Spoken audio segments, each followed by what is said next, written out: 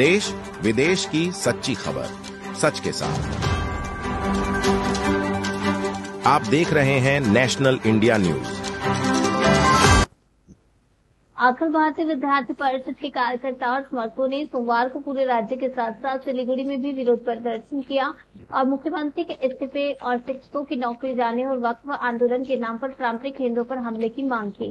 सिलीगुड़ी के हाशमी चौक पर विरोध प्रदर्शन के दौरान पुलिस ने मुख्यमंत्री का पुतला छीन लिया और जब इस्तीफे की मांग करते हुए उसका दहन करने वाले थे। परिणाम स्वरूप कठपुतली को लेकर अखिल भारतीय विद्यार्थी परिषद के साथ गुटिये युद्ध और हाथापाई हुई। हाशमी चौक पर विरोध प्रदर्शन के कारण यातायात में भारी बाधा उत्पन्न हो गई है।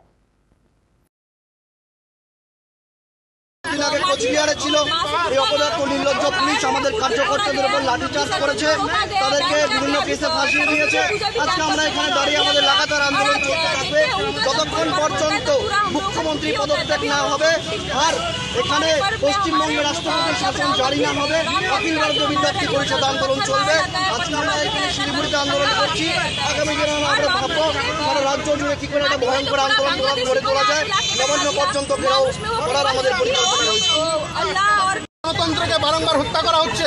আমরা একদিকে দেখছি যে চাকরিদের চাকরি কিভাবে যোগ্য শিক্ষকদের চাকরি থেকে বঞ্চনা করে উল্টো তাদেরকে পুলিশ দ্বারা লাঠিপেটা করা হচ্ছে, আর একই দিকে তোষণের রাজনীতির ফলে আমরা মুর্শিদাবাদে দেখছি এই খাকি বর্দি পরা পুলিশ কিভাবে নিজের জানের প্রাণের ভয়ে এই জিহাদির থেকে বাঁচতে তারা লুকোচ্ছে।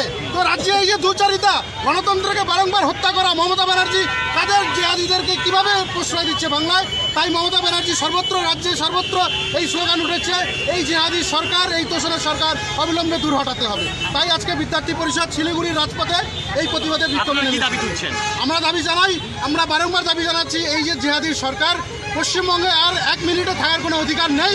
বারংবার গণতন্ত্রকে হত্যা করে চলেছে।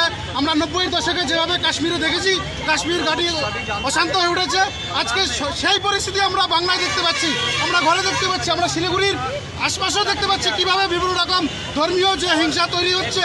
বারংবার হিন্দুদের উপর কেন আক্রমণ? এই প্রতিবাদে আমরা মুখ্যমন্ত্রীর পদত্যাগ চাচ্ছি। অভিজিৎ রায়, রাজ্য সহ সম্পাদক, এবিভিপি।